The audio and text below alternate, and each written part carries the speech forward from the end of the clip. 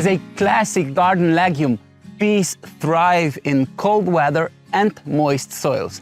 They offer a range of edible parts, including green leaf tips, pods, young raw peas and ripe peas. Peas come in two main types, bush peas and tall peas, which are distinguished by their growth size. The shorter varieties, also known as fodder peas, are suitable for animal consumption as well for humans. These varieties are particularly interesting because they do not require support, as they lean on one another. They are sown mainly in large fields. In contrast, tall peas need support but yield a larger harvest and are more popular in gardens. We sowed two varieties, Blauschokker and Ambassador. These and also some other special varieties have pods without fibrous string, making them enjoyable as snap peas when harvesting young.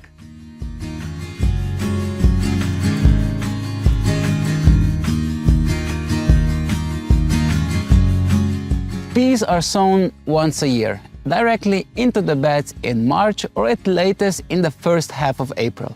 There should be 40 cm space between the rows, and the seeds should be spaced 10 cm apart within the rows.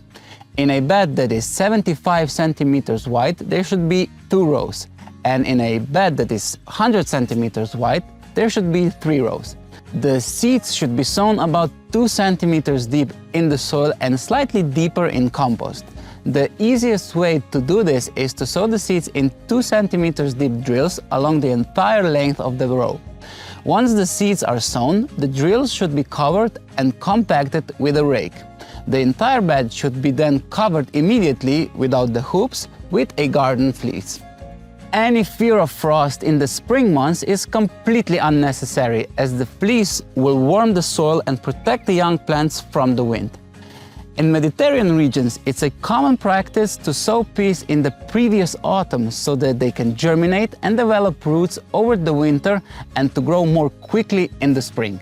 This is also possible in continental parts of Europe as long as the winter is mild.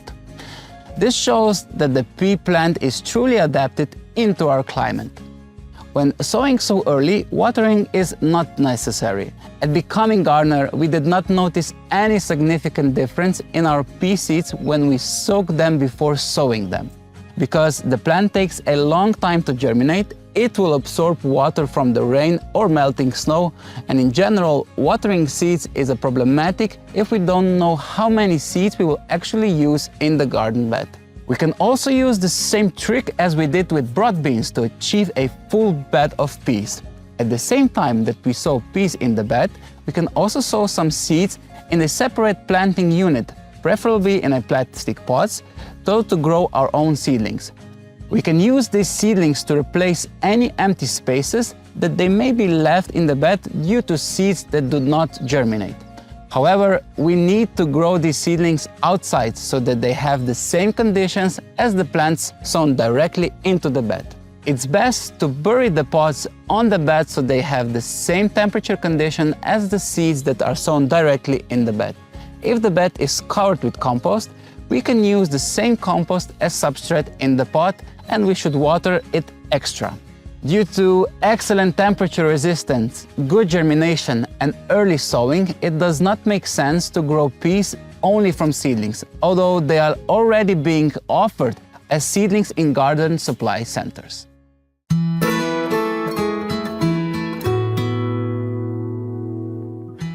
During the early spring growth of young pea plants, it's important to regularly loosen the garden fleece to ensure unhindered growth. The fleece should remain in the place directly over the peas until middle or end of April, after which it can be removed. At this stage, it's recommended to hoe and weed the entire bed. After removing the garden fleece, set up a support system using horizontal netting, similar to what was described for broad beans. For tall peas varieties, it's best to use plastic netting stretched horizontally in at least 4 levels. The first level should be positioned as low as possible, around 15 centimeters from the ground, to allow the peas to attach themselves to the support early on. Once the peas start wrapping their tendrils around the netting, they will quickly grow upward, sensing the presence of the support. Peas can reach heights of 1 to 2 meters or more, depending on the variety. It is not recommended to mulch legumes with fresh grass clippings. In our case, we didn't use summer mulching at all, since the compost mulch and the shaded ground provide enough nutrients and moisture to the plants. Since peas establish deep roots during early spring growth, a specific watering regime is not necessary, as garden soil and compost mulch are usually sufficiently moist during this time of the year. However, in the event of an exceptionally dry spring with no rainfall for a month, it's recommended to generously water the entire garden bed.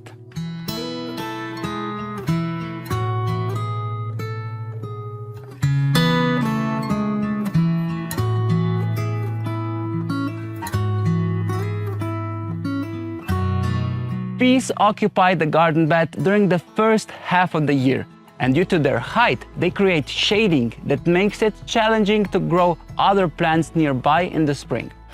Peas are typically harvested from the bed by the end of June or at the beginning of July, allowing space for planting summer and autumn vegetables. Sow late carrots, turnips, sweet, or transplant summer salads, chicory, endive, kohlrabi, cabbage, broccoli, cauliflower, Savoy cabbage, collard greens, or Brussels sprouts. Plenty of choices.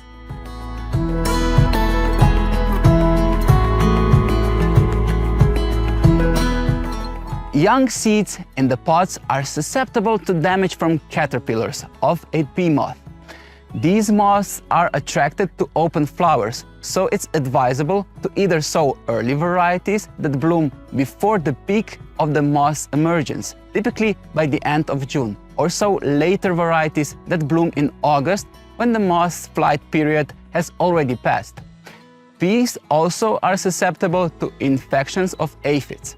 Additionally, powdery mildew is a common disease that affects peas, although it tends to occur more frequently during the summer months. By sowing peas earlier in the season, we can minimize the risk of these issues. Early sowing do not only help to reduce potential troubles, but also allows for an earlier harvest, freeing up the garden bed for planting new vegetables during the summer.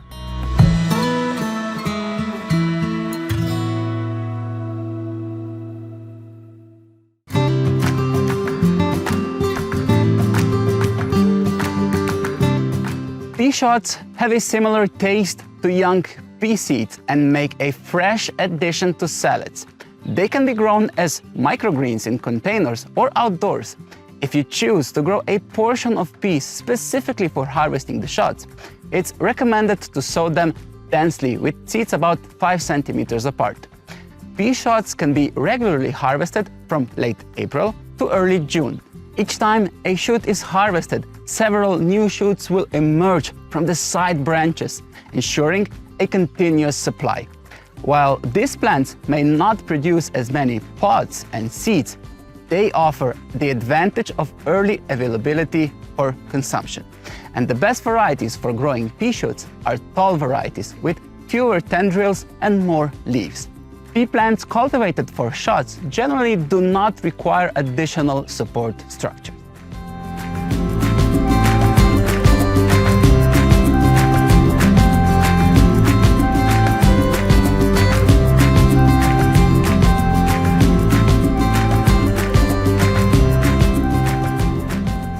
For varieties without fibrous pods, young pods can be harvested as early as May. These tender pea pods are exceptionally delicious and can be also enjoyed raw. Green peas are harvested throughout the month of June. Again, green peas are also sweet and tasty eaten raw. As July arrives, the pods and peas begin to dry out.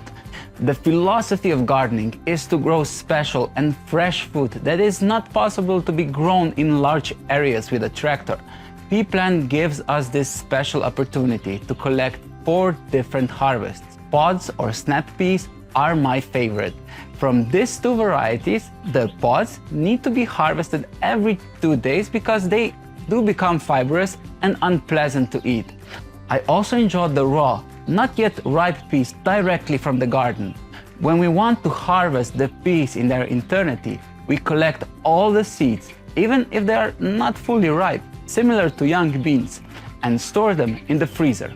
Once the final harvest is complete, the plant can be used for green manure. The above ground portion is cut just above the ground and left to dry for 4 days. This allows for easier removal from the support netting, which can be reused in subsequent seasons. The entire above ground part of the plant can be shredded using a land mower, and the resulting material can be used for composting or as a mulch. It's recommended to leave the roots in the soil.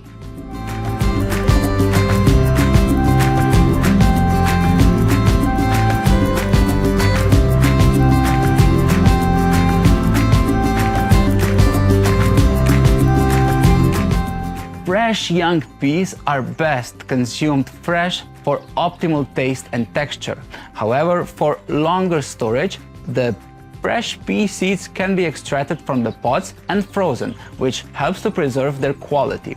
Ripe and dried peas can also be stored in a jar with a lid, serving both as seeds for future planting and as a food source. To maintain the purity of the variety, it's advisable to sow or cultivate only 1 variety on each garden bed at a time. While peas are self-pollinating, avoiding cross-pollination between different varieties helps to ensure that the desired characteristics of each varieties are preserved.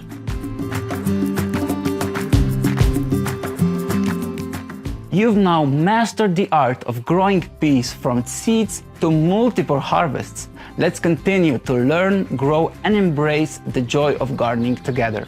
Join us for the next course as we dive into another exciting vegetable journey. Until then, let's keep becoming gardeners.